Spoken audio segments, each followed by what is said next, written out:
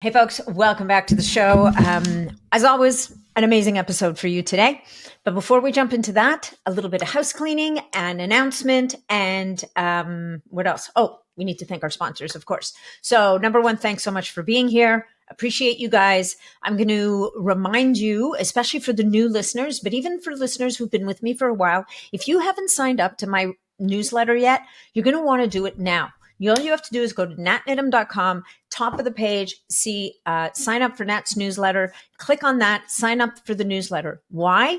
Because at this very moment, when you sign up for my newsletter, you get a free 7-part series on how to get your body back to baseline so that you can take advantage of all of these optimization strategies that we talk about on the podcast. So it's natnidham.com. That's also where you can find Nat Recommends, and that's it. So guys, if you love this episode in particular, make sure that you leave us a review on whatever platform you're listening to it on. Let's talk a bit about this episode. If you've been struggling with digestive issues, who isn't, or looking to optimize your health, this episode is going to have some real amazing gems for you. In this episode, I chat with Wade Lightheart, who is the president of BIOptimizers, a company that is dedicated to making the best supplements in this space. So what we dive into in this episode, however, specifically, is how enzymes are fundamentally the unsung heroes of our digestive system and ultimately our overall health. We talk about how enzymes impact everything from muscle building to mood to detox. We dive into how to support your body's enzyme production, how to choose the right supplements, and the newest research on how enzymes may actually help to protect against environmental toxins. Now, Matt is not just a CEO or president of the company. He's actually a 3-time Canadian Natural Bodybuilding Champion. So he knows something about building muscle. He's the president of BIOptimizers, and he is one of the world's premier authorities on natural nutrition and training methods. He majored in sports science at the University of New Brunswick, and he's authored numerous books on health, nutrition, and exercise, which have sold in over 80 countries. Wade's an amazing guy. I think you guys are really going to enjoy this conversation. Now, if you want to get your hands on some of these magical enzymes that we talk about in this episode, or any of the other amazing products that BIOptimizers produces, all you have to do is go to bioptimizers.com/bionat and use code BIONAT at checkout to save on your order. And now let's jump into that episode. Hey folks, just a quick reminder that all of the information presented in this podcast is for information purposes only. No medical advice, no diagnosing, no treatments suggested here. Before you try anything that you hear about or learn about here, make sure that you check with your medical provider. Welcome back, Wade. It is a pleasure to have you here. Thank you so much for taking the time to do this today. Appreciate it. Can't wait. Love getting on a call with you, catching up. I haven't seen you in a little while, but great to be here digitally. 100%. Well, the last time we saw each other, I think, was actually in person in London. Yes. That was nice. That was an unusual treat. Yeah, it's a good event too. Yeah. The Health Optimization Supplement Summit out in London it's one of my favorite events. So kudos to Tim and his crew. Yeah, no, they did a great job, and they're coming to America, right? Oh, that's right. This spring, they're coming to Austin, so that'll kind of shake up the landscape a little bit. That'll be kind of fun. I'm looking forward to it. Yep. All right, so we are gathered here today not to promote other people's events, but we're going to talk about digestion. And I think that, well, I know that certainly when I went back to school, it was drilled into us that digestion, without proper digestion, nothing happens. And I know that you yourself have a story from your bodybuilding days about digestion, about, pounding the protein and just ending up bloated until a few of those chips kind of fell into place. And in the background, I would love, for those of you who are watching the podcast, Wade's got this beautiful backdrop behind him that features a book called The Nutrition Bible, which is really one of the unsung true Bibles, really, in our space right now, because it is so thorough. You've left nothing unturned in there. And I'm pretty sure digestion's a big chunk of that book.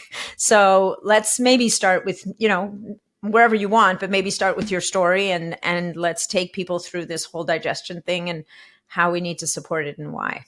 Yeah, I was trained in nutrition, exercise physiology. I was a successful bodybuilder competing at the Mr. Universe contest, best coaches you could have, Spartan discipline, everything that you would imagine that you'd want at an early age. And at age 31, after the Mr. Universe contest, I gained 42 pounds of fat and water in 11 weeks. Because the things that I were using to optimize my performance were actually contradictory to amplifying my health. So I made the classic mistake that if you look a certain way that you're healthy, and then the underlying problems reveal itself. And I've met a guy I'm so grateful for. He was this like vibrant superstar senior citizen in his 70s and was the most like, he looked like he was out of the Cocoon movie or something, right? Like the guy had radiant skin, eyes that looked right through. He grabbed your hand. It feels like a steel cage grabbed her, this robot or something. Like it was so strong. He was so vibrant, so present. And he gave us, I went to a bunch of his lectures, and then we went to an 8-hour seminar with him that he gave 6 weeks after he'd broken his back. He didn't eat during the whole thing. I mean, this is a radical human being. He said, yeah, I just healed myself using excessive amounts of enzymes in combination with minerals and some amino acids and some tocotrienols. And that's how I do it. And I can do this with everybody. And I helped Bernard Jensen overcome, cancer, metastasized cancer in the bone in his 80s. And he helped all these other people. And so when I talked to him, he said, hey, Wade, well, I said, well, what's the deal here with me? And he's like, well, you've learned to build a body from the outside in. You haven't built the body for the inside out. And so under his tutelage, Matt and I both engaged. Matt's the co-owner of the company. And we went like through his program. He had a 3-month program to correct your digestive system. I stayed up, like I did the whole thing for 6. And I got my body back, I got my health back, but I had a new level of cognitive awareness. I changed a lot of things in my diet during that time as well. I went to a raw food diet, which was really odd. And they can be beneficial for some people for a period of detox. I think it's socially very difficult to stay on it. And from a digestive, the protein question is mixed into that. And it took using enzymes and probiotics, I was able to solve the question. So if you look at all of the health span literature, muscle is one of the dominant factors of healthy aging. Okay. And so there's a lot of focus on muscle. Now, bodybuilders and fitness competitors figured out diet to maintain muscle, increase muscle, and lower body fat. A lot of them use adjacent hormones and things like that, which oftentimes aren't equated in the equation. Same as a lot of influencer in the biohacking space and optimization are optimizing their hormones and not being fully transparent about the impact of that inside of some of the benefits. But in between those extremes, for the listener and where you might be in your journey, there is this fundamental challenge that gets exposed around digestion. If you're going to master your metabolism, if you're going to maintain lean body mass, it's not protein you need, it's amino acids. Amen. To get amino acids, you need to convert the protein you're consuming into the amino acids. One of the, say, criticisms of plant-based, vegan, raw diets, that whole genre, is, well, you lose muscle mass if you stay on it for a period of time because you don't get enough protein. Conversely, if you go to that bodybuilding, fitness, extreme crowd, many of them run into problems because of excessive protein intake that's not being properly digested. So in the plant-based side of the equation, you're seeing problems of not having sufficient amount of protein to be converted into amino acids. Yep. And on the other side, you have an excess amount of proteins that isn't getting converted into amino acids, which is now disrupting the microbiome. And so you eat the food, suddenly your favorite steak or your chicken that you used to love every time in your regular meals, all of a sudden Now it makes you feel bloated. Or maybe you used to be able to go out and have a pizza or a drink with your friends or some, eat at your favorite restaurant. And all of a sudden I seem to swell up and blow up. Maybe when you fly to other places, you experience digestive distress for several days before your digestion kicks back in online. And you're like, oh man, I don't feel good, or I eat food and I don't feel good. All of those come down to the same fundamental problem, which is being overlooked, or has been, but is now gaining traction and awareness amongst the best practitioners. And it goes back to the old Hippocrates statement. All disease begins in the guts. And 100%. When it comes to digestion, there's 5 stages: taste, touch, feel, smell the food, which prepares the nervous system and salivary response. That's why nice restaurants create an ambience that puts you in rest and digest, not in fight or flight. Most of us are in fight or flight all day long. We're on stimulus, we're on computers, we're on our phones, we're bopping around trying to get things done. Not optimal for digestion. So that's first thing. Second, when you're eating your food, there's the mastication process, which is a fancy name for chewing. You chew your food up. Some enzymes will be released in the mouth, but your body is diagnosing what that food is and then determining what type of enzymes I'm supposed to manufacture. Now, ironically, we're the only species that eats cooked food. So then we got another issue here. And that is, any animal consumes their food in a raw, live state. No, they get the proteins, they get the carb, if there's any. Usually it's very little carbs and animal proteins, but the fats, etc., the vitamins, the minerals, all that, all are easily absorbable because they also obtain the enzymes of that organism. This is illustrated in Enzyme Nutrition by Dr. Edward Howell in his book, Food Enzymes for Health and Longevity. So because we irradiate, pasteurize, cook our food for preservation, storage, and delivery of things, I'm not condemning that. I think there's a lot of gains inside of that, but we do lose these enzymes. And I'm a classically trained nutritionist, as an exercise field or whatever. Almost all the nutrition books, you get like 2 paragraphs on enzymes. Enzymes there's over 25,000 different enzymes that we know of. They control everything from thinking to blinking. They're metabolic accelerators.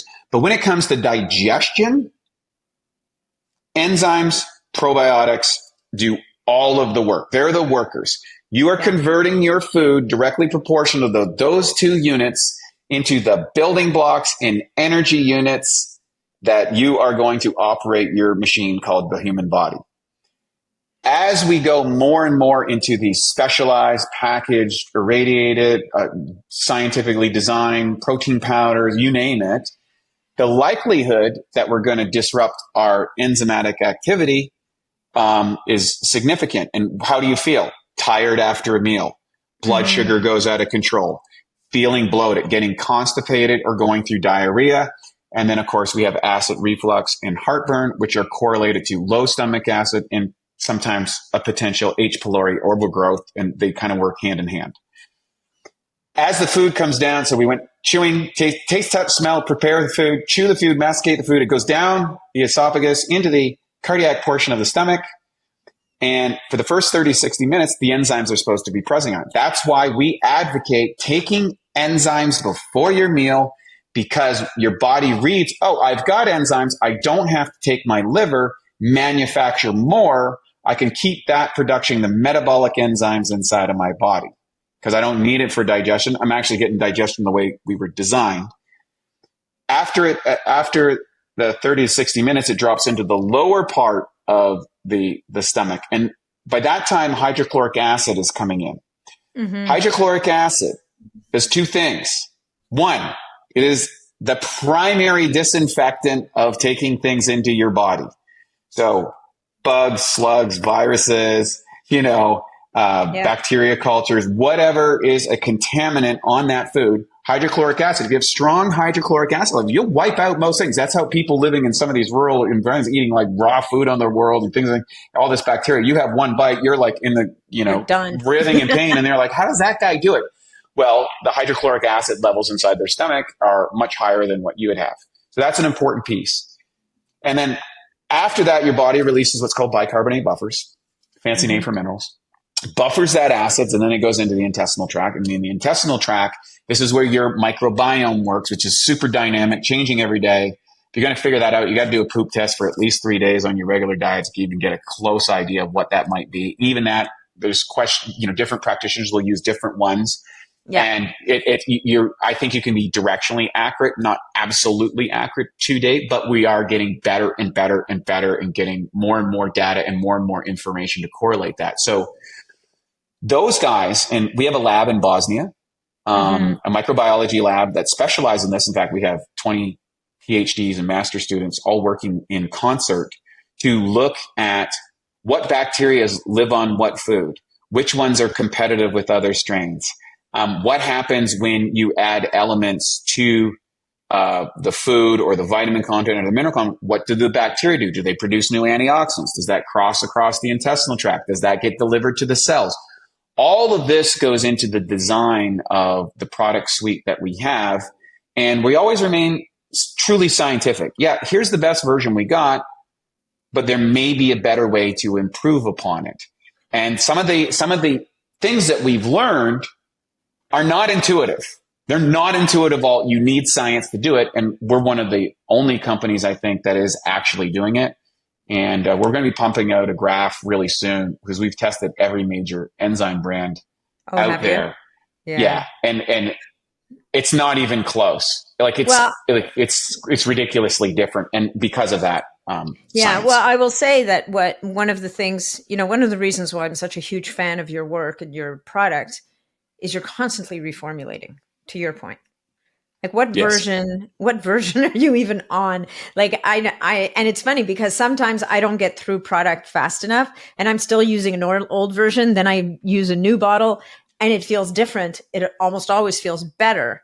And I just don't think there's a lot of companies that go to the trouble to do that because it's expensive. First of all, you have to be doing research. Second of all, and frankly, if you've bulk bought a whole bunch of stuff with the plan of making a certain recipe and now the recipe changes, there's basic financial inconsistencies in that model for making money. But at the end of the day, like you guys are so driven by, we know we don't have all the answers. We're doing our research. And as we kind of hit new milestones, we're going to reformulate and then we're going to keep asking questions, So I think that's remarkable. And I want to say that, when it comes to the enzymes and highlight to the audience, the point that you made, which is that, the body needs to be in rest and digest. It needs to be in a parasympathetic state to be able to break down food. And I just want to invite you all to think about what state of mind were you in the last 3 times you sat down to a meal? Like how many times were you in a rush? How many times were you scrolling on your phone? How many times were you typing away on your computer because lunch is when you were going to catch up on your work?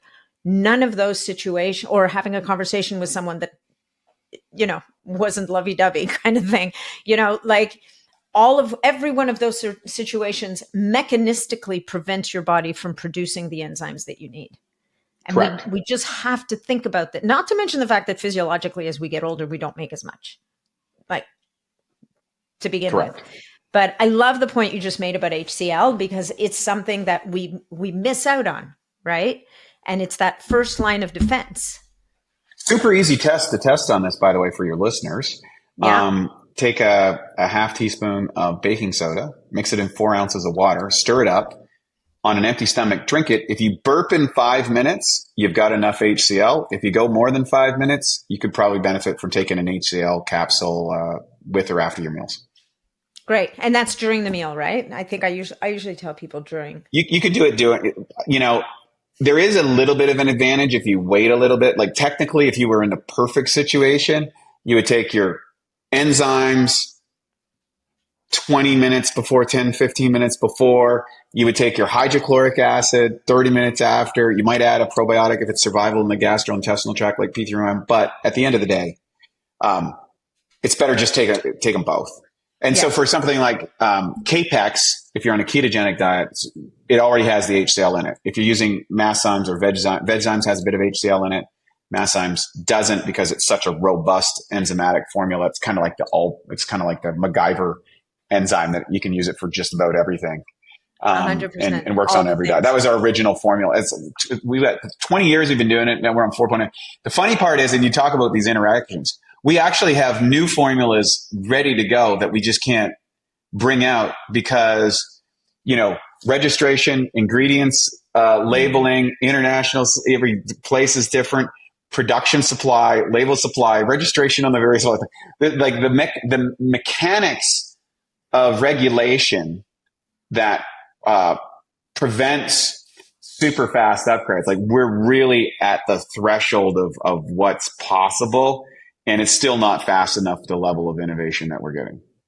Yeah, no, that is, and that is it's something to remember, guys. Like, you can't, as a supplement company, you can't just decide you're going to change a formula and just do it.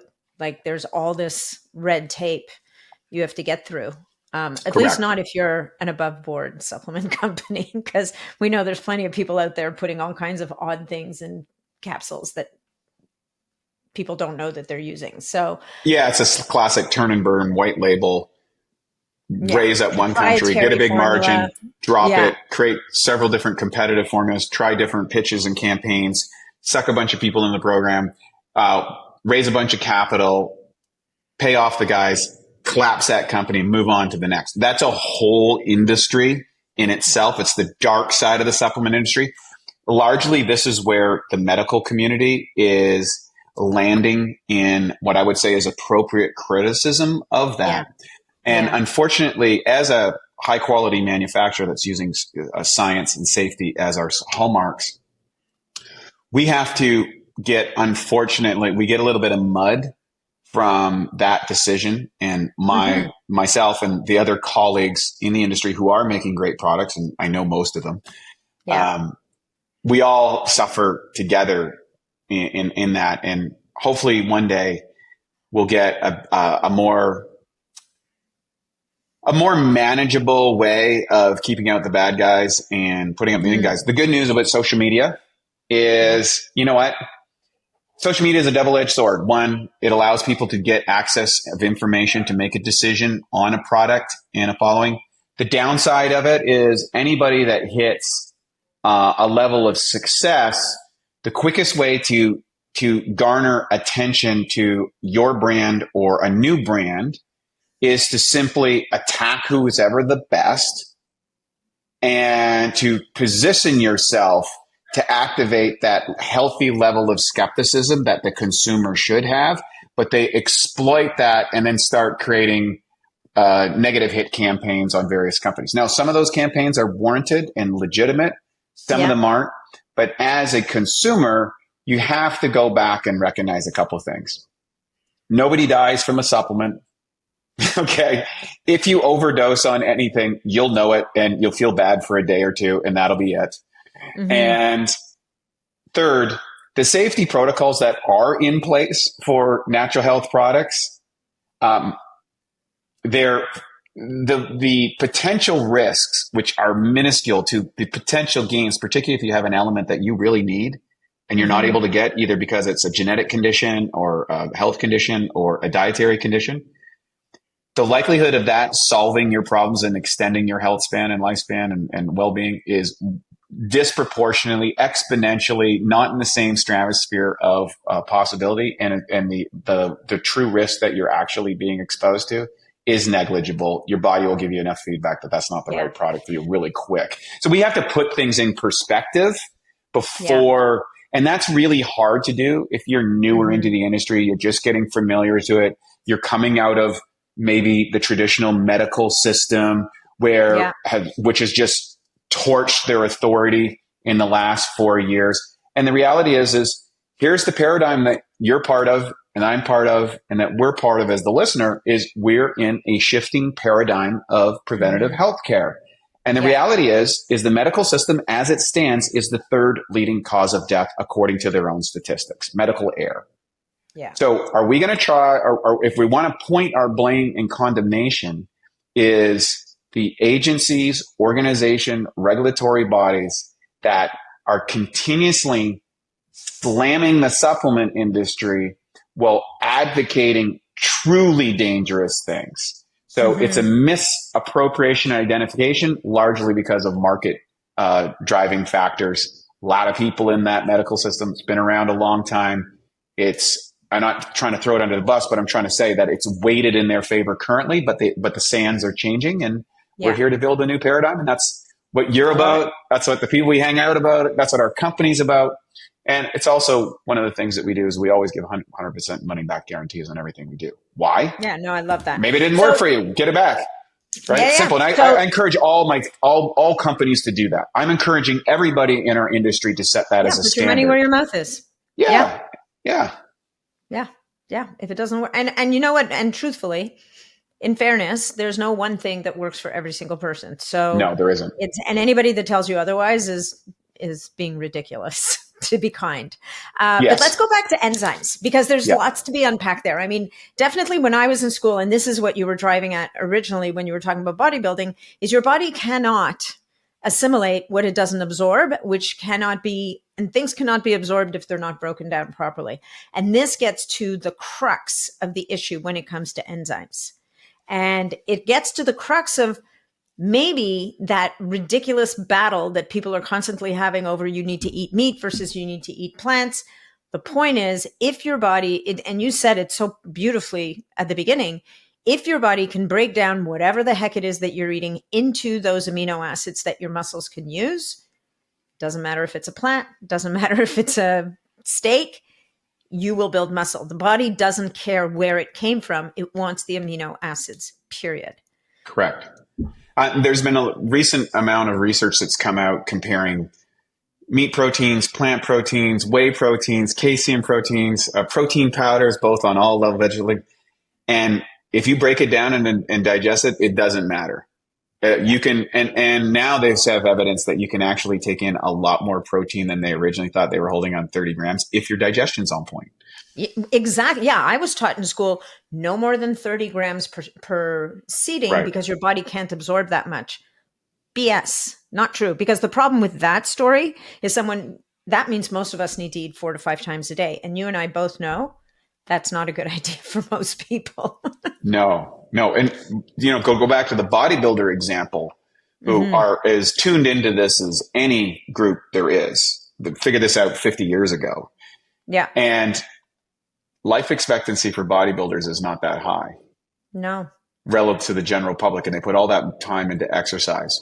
Why is that? I do believe that many of the practices within that sport are suboptimal, as well as ultra high protein contents. And what's interesting is we have a number of Mr. Olympias and Miss Olympias who have used our products because retirement was happening at the highest levels of that because of digestive stress, because of the amount of food that they have to consume in order to sustain these 250, 300 pound masses of muscle.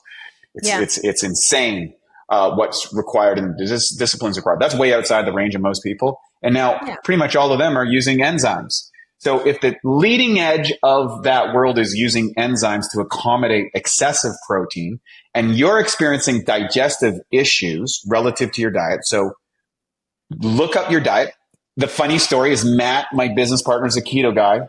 I've been plant-based for 23 years. Haven't eaten a piece of meat in 23 years, and been to the world championships, did it on a raw food diet, did it on a bodybuilding diet, and did it in my 50s. So 3 different decades. You did it recently, right? The last time I did a year and a half ago. You were heading to competition. A year and a half ago, won an Ironman International and then went to the Olympia, and it was great. And I was able to look pretty much the same as I did 20 years ago. I do believe it's because I don't have an excessive protein diet on a plant-based diet. I get maybe 100 to 120 grams a day on average. I peak at 150 and I crash at 0 when I'm fasting. Wow. And enzymes have made all of the difference. It's not a lot of protein for a guy that's 200 pounds. Usually guys that would be doing 250 grams or something like that at my size and age. And I have noticed even with the enzymes that I do need more protein than I did. When I did 07, I went down to 85 grams at a world championship to prove the effect of what I'm talking about that conversion to amino acids. I was really high on the enzymatic side. Then when I came back this year, I was much higher than that because I do know that even with the optimal digestion, I still need additional support in recovery and aging amino acids. Mm-hmm. And that's all without hormone augmentation, because hormonal augmentation increases the manufacture of proteins at the cellular level. So if I was to go on TRT even, that would make a significant, I'd probably see an 8-10 pounds difference just in muscle mass, which is a lot considering lean body mass is not muscle mass. Right. It's muscle and bone and organ and all those things. So you're taking maybe a third of that as actual muscle tissue. Mm-hmm. Yeah. No, and I think that, we're talking about bodybuilders a lot, but you know what, folks, it's longevity and health span. And as you said earlier, is about our ability to maintain functional muscle into aging. And you don't need to, and as a matter of fact, I think it would be a liability to be built like a bodybuilder into your 100%. into your 80s and 90s. Like, it's super expensive, metabolic, and keeping the mTOR turned on to that degree all the time probably could work against you in a million different areas. But having good functional muscle, and we lose muscle, like sarcopenia is real, and it happens every year as you age. And so that battle is one in the gym, but it's one on your plate first, because you could be at the gym and not build any muscle, just get injured over and over again if you're not providing your muscles what they need to heal. Correct. And so for our listeners, you're going, well, what enzymes? So I'm going to give you a little bit of a lesson. So we talked a lot about protein, because undigested protein is the biggest problem in digestive systems. It feeds bacteria, and they create indulgate, all these old kind of nasty things that disrupt your thing. And then you get chemicals that could create zonulin and you see the zonulin increase and the leaky gut stuff. So proteases break down protein. Lipases break down fats. Amylase breaks down carbohydrates, and cellulase breaks down fiber.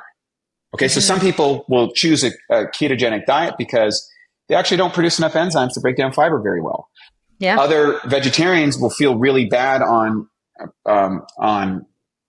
meat eating products. And what's interesting about that, they often go to a plant-based diet because they're not producing enough proteolytic enzymes, which when they go to the plant diet, they're actually more susceptible to the problems of a plant-based diet of not getting it, because they're not digesting their proteins. They can handle the fiber, they can handle the carbohydrates like it's going out of style. They can't handle the proteins, and they really need to focus on that and up their proteolytic game. So the dietary movement was, it's like treating the symptom, but not the root cause.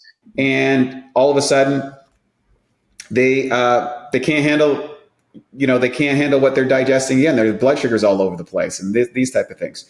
So in our book, we kind of went through the different styles and components. So you're going to gravitate, or if you're under the guise of a good practitioner, they're going to look at your genes first.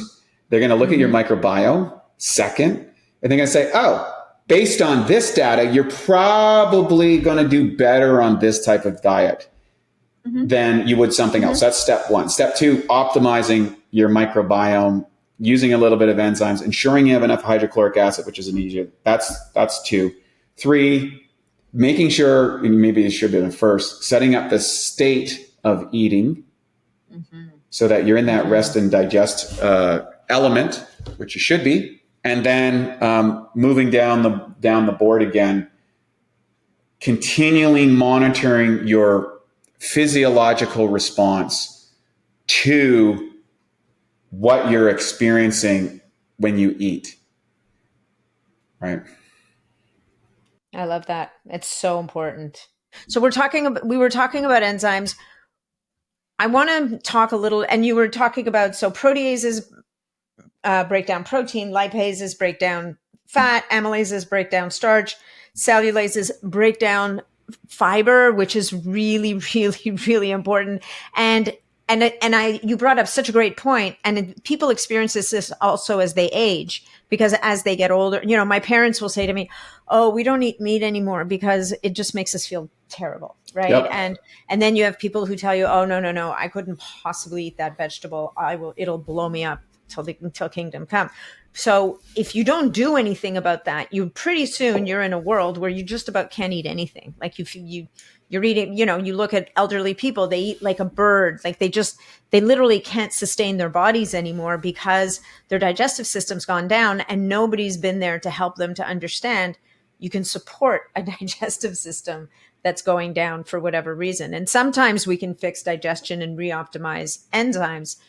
But I think that, one of the things that would be interesting to share with people is what happens what are the signs that you will observe when you're not breaking things down, right? So number one, we talked about bloating, we talked about feeling uncomfortable, but physically, like your nails will not be growing properly. Your hair won't grow properly. It might fall out. Your skin's not going to look so good. You're not going to have energy. You're going to be tired. I think all of these signs and symptoms, if you will, are things you need to stop and observe in yourself and then ask the question, why?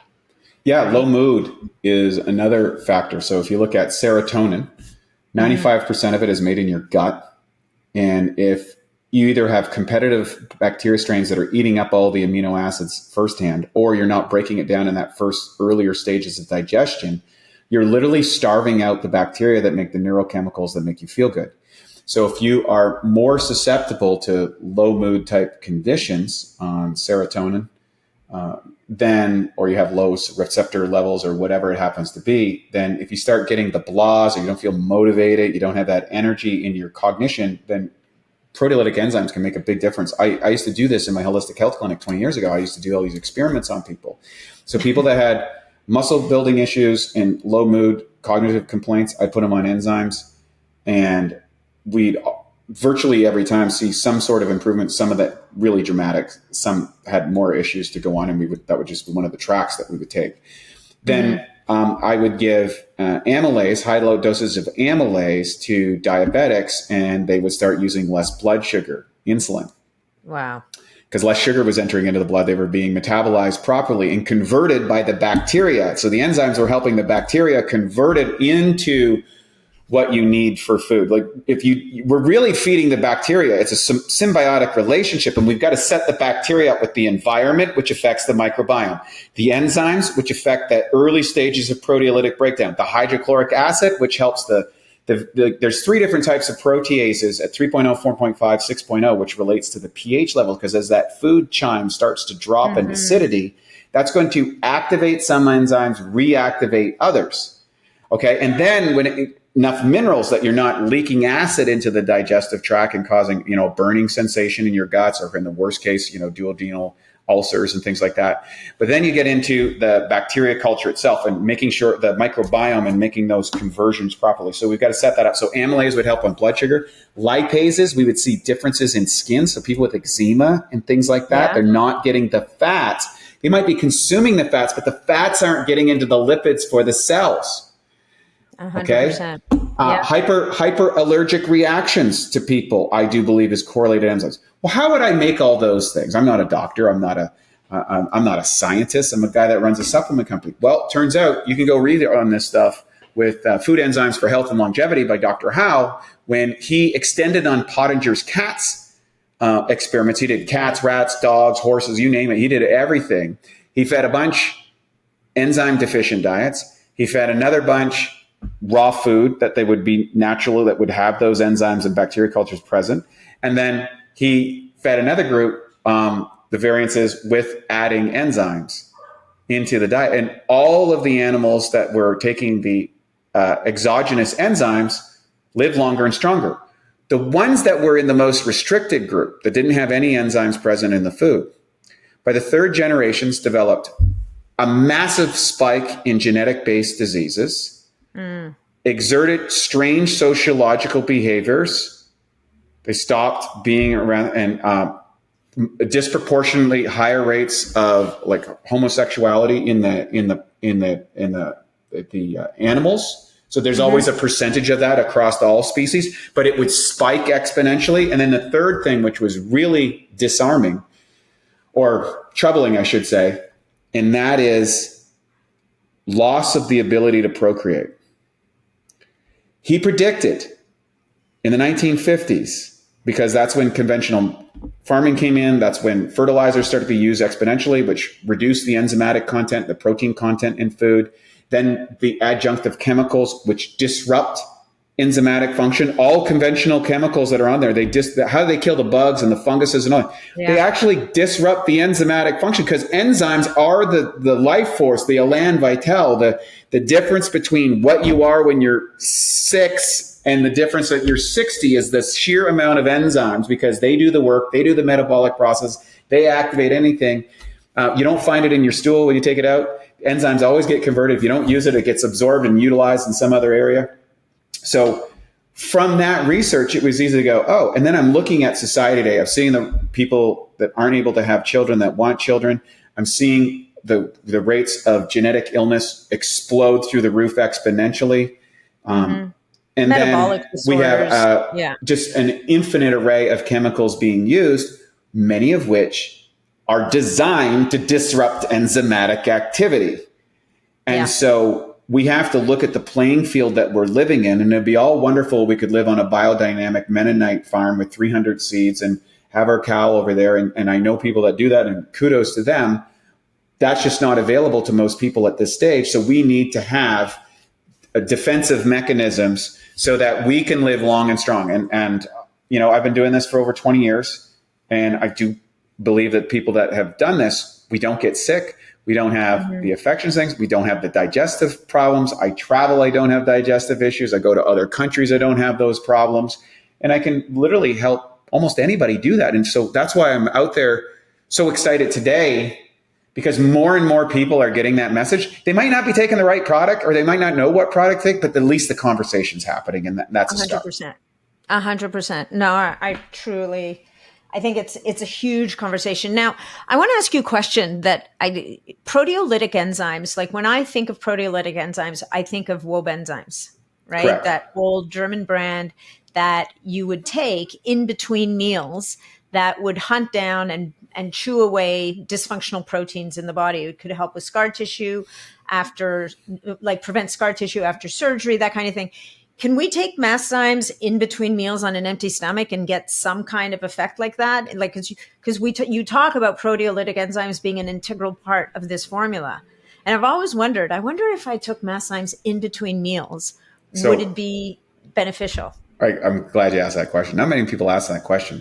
I had that question 20 years ago when we started the company. And so one of the experiments I started to do was at that time I was doing a lot of 10-day fasts. I would do 10-day fasts every quarter. I was trying to detoxify from my previous lifestyle. So, you know, that was a good idea. I don't need to do that now per se.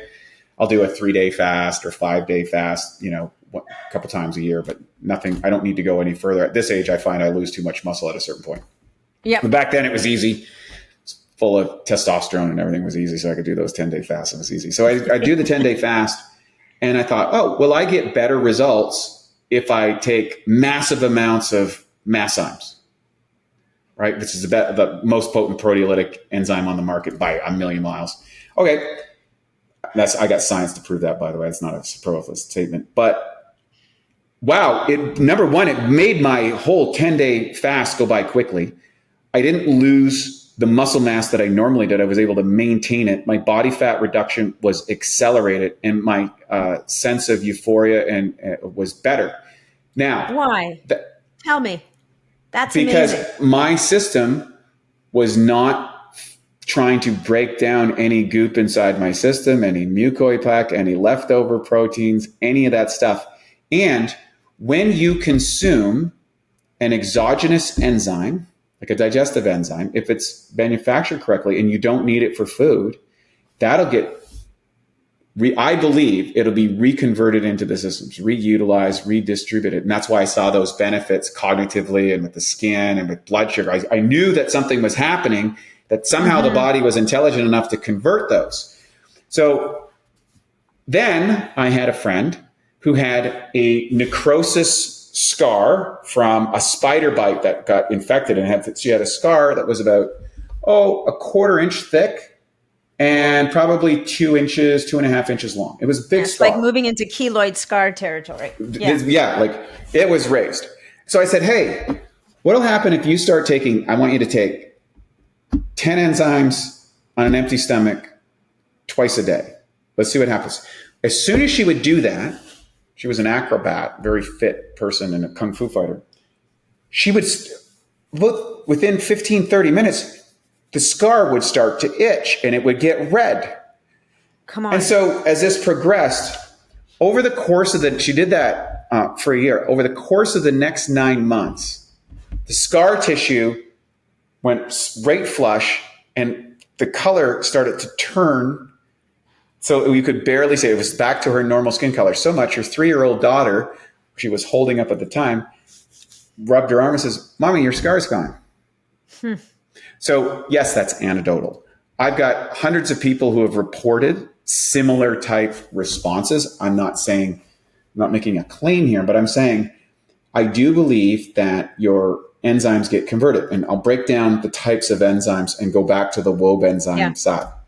So when you're looking at enzymes, they're classified as like regular enzymes, like plant or fruit enzymes. So you'll see papain and bromelain, which is just basically extracted out of the plant, put out there.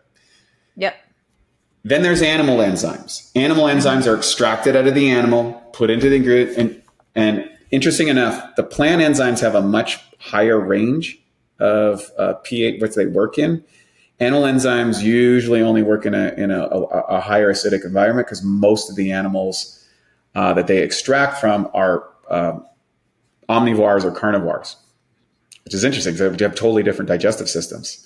That is very interesting. Right. Because if you look at the digestive system, the length, the bolus, the temperature that it runs at, how that transits, the bacteria cultures, and a lot of people don't consider this.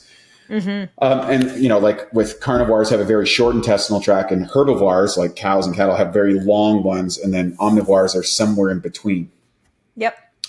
So to go back to, and then there's called a systemic enzyme.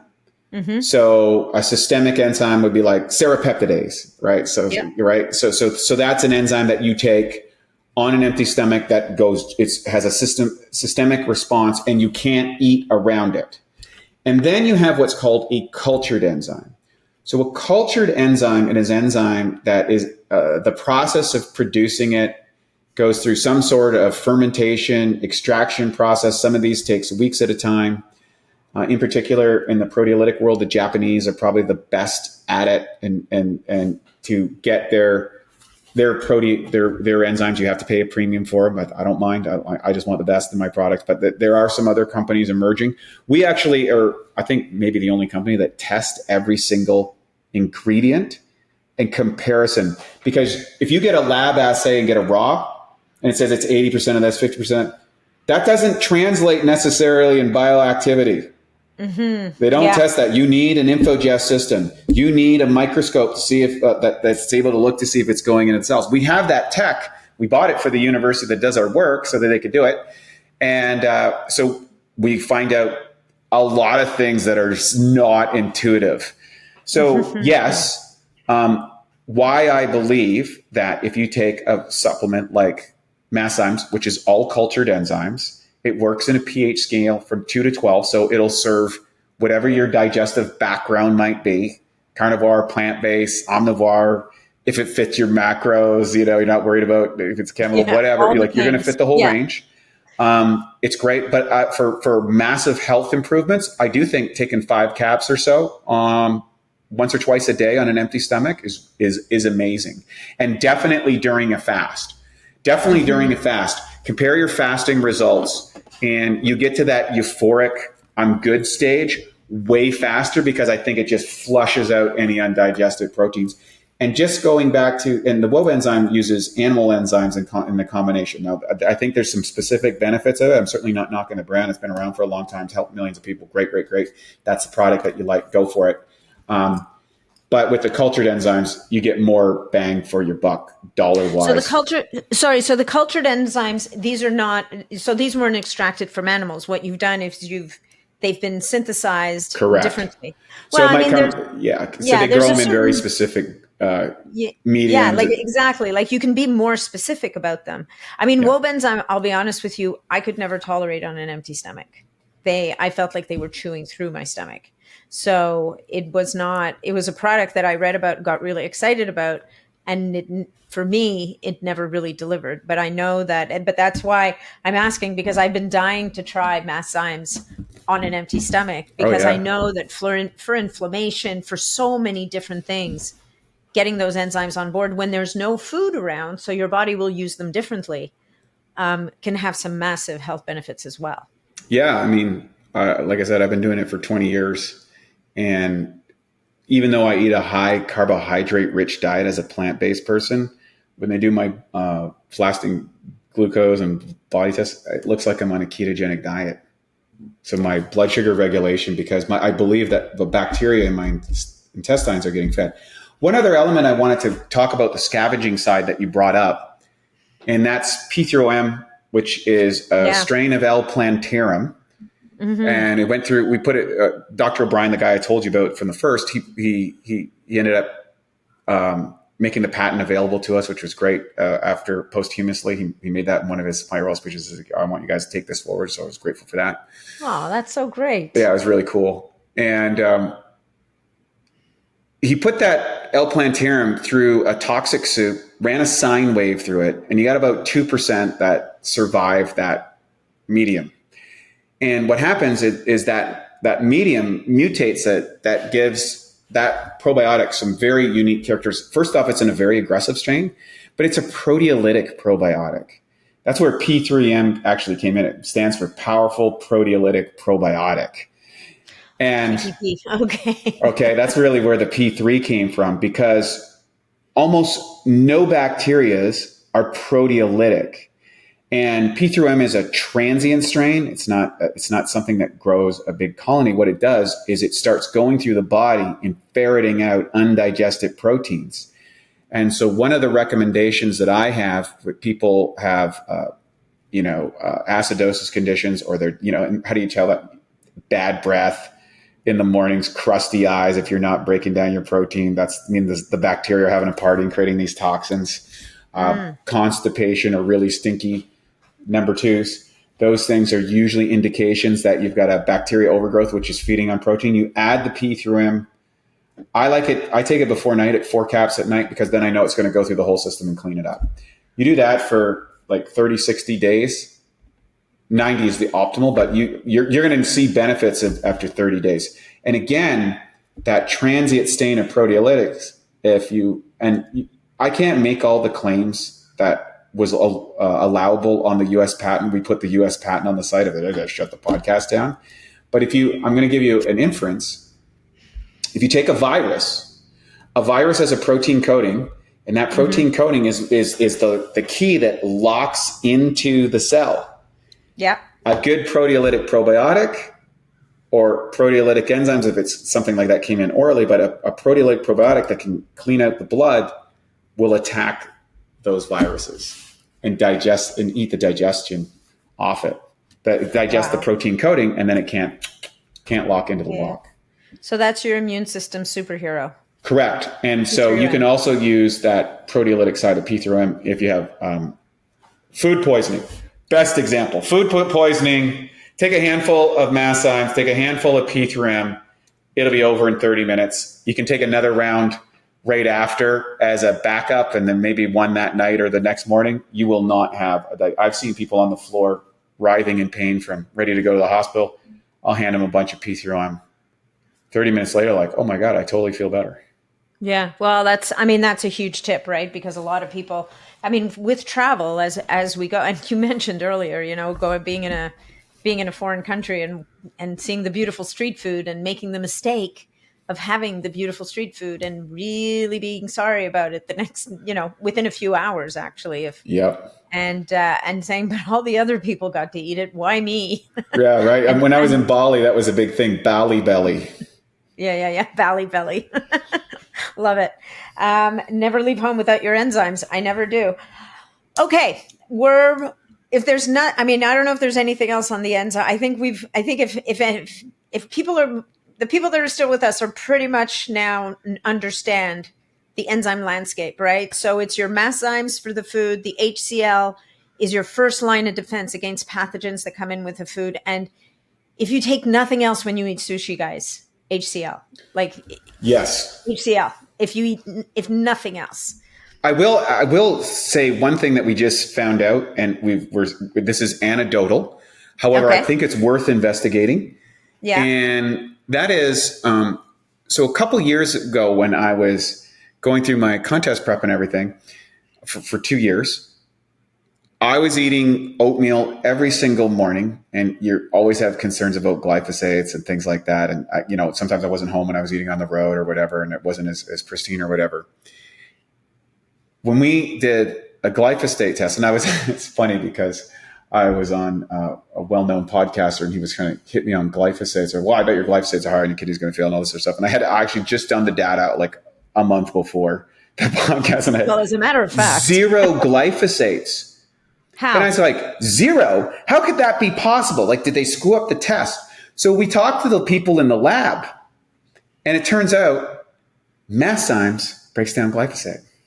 Get out of Dodge. That's what they're saying. So if you're more susceptible to that level, and I have suboptimal detoxification pathways genetically, so I focus my biohacking on that. I do lymphatic drainage. I got a HOCAT that I can like flush the system out. I like to do temperature and cardiovascular to swim. And if I don't, I notice a drop off. I notice a drop off. So I don't have suboptimal things. And yet here I am with 0 glyphosates in my system, no heavy metals inside of my system. I don't know what that is. I certainly was exposed to a lot of heavy metals early in my life. So that's another remarkable thing. I'm not saying that to brag. I'm saying that something happened from 20 years ago when I was a toxic mess, that my whole digestive system was screwed up at 30, that here I am 52, 21 years later, and I'm better than I was 30 years ago internally. I'm not saying I'm better. Yeah. I'm not a better athlete or anything like that. I'm not making that radical statement, but I'm certainly able to maintain it better than I thought. And that's what I encourage people, because with the way the science is breaking right now, you just got to live.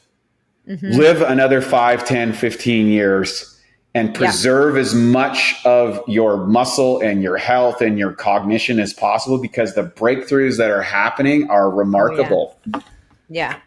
100%. I just came back from a conference, and I had my mind blown a lot by what's coming down the pipes for people. So to your point, staying as healthy and vibrant for as long as possible is what's going to what's going to put people in a position to capitalize on those therapies coming down the road. Because if you're a hot mess and you're depleted, and those therapies that are optimization therapies are not really going to be able to help you to optimize if you're so far below the line of homeostasis. Listen, you've got a beautiful lineup of products on your website.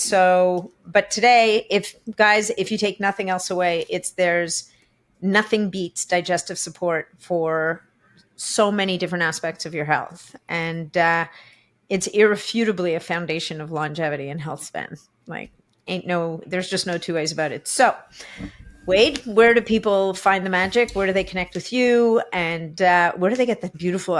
guys, if you're a reader and you love reference books, you've got to get your hands on this book. It's a great book. But Wade, take it away. Let people know where to go. Sure. So you can go to BIOptimizers.com/BioNat. That's where you put your discount code. We're available on BIOptimizers, Instagram, social media, all the Facebook, all that sort of stuff. I would encourage people to check out the site. I have a 84-day course, which is basically daily habits to build the lifestyle component. And it doesn't talk very much about supplements. In fact, that's near the end. But basically, it teaches you the healthy habits that you can gradually increase. I always say you don't have to worry about the bad things. Just keep adding good things, and eventually there's no room for the bad things. And that's what the 84 days is. It's our most popular course. It's free. I did it myself, filmed it myself, did all the stuff on it. All the research is in it. And then the book, The Ultimate Nutrition Bible. It's available at Barnes & Noble. It's very online. And, of course, it's available on our site with an education course, like all the videos we filmed in the Hollywood Hills. So you can do all the videos. Nice. You can turn it into an audiobook as well. You can listen to it on your iPhone. And the cool thing is very, very soon, that is going to be available for a continuing education course credits, because that book is built as a textbook reference guide. So you don't have to read the whole thing. It's a big monster. But inside of it, it's we've got hundreds and hundreds of scientific peer-reviewed journals. We had a PhD, Natha, who you know, go through it. And Natha, she's tough as nails and smart as a whip, and she's grinding everything that we say in that has been validated by science. So so that's really cool. And it's going to be a course available to people, which I'm really excited about for the new year. Yeah. And I just want to say that, what the beauty of that book is it's diet agnostic.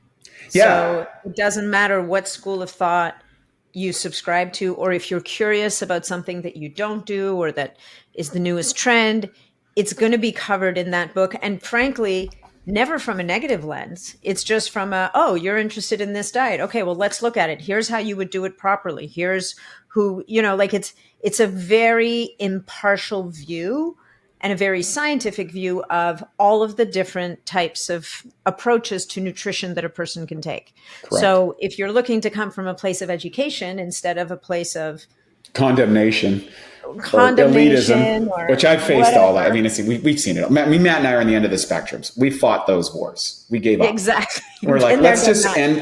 And here's the thing, and the message I'd like to finish with. We as a group, the health and wellness, biological optimization industry, have to unify under the things that we share if we're going to create the new paradigm. So 100%. If my colleagues, competitors, detractors, and advocates are talking about us and have feedback, positive and negative, I welcome that, as long as we're keeping it in a format that, hey, we're the right industry, we're the right new paradigm. There's these great new things coming, and there's an array of companies out there. And yes, we hold each other accountable to that higher standard. I'm all for it. So I appreciate the time, and I appreciate the comments and the opportunity to kind of address that on a more broader scale so people can contextualize it, not just for my company, but for everything that you hear in social media circles. Yeah, get past the soundbite, man. Let's just have a discussion. So thank you so much. So once again, folks, it's BIOptimizers.com/BioNat, and you can use code BioNat when you're checking out, and beautiful things will happen to your order. Wade, a million thanks. And I look forward to when we get to chat again and maybe see each other in person. You bet. Thank you so much for having me. My pleasure.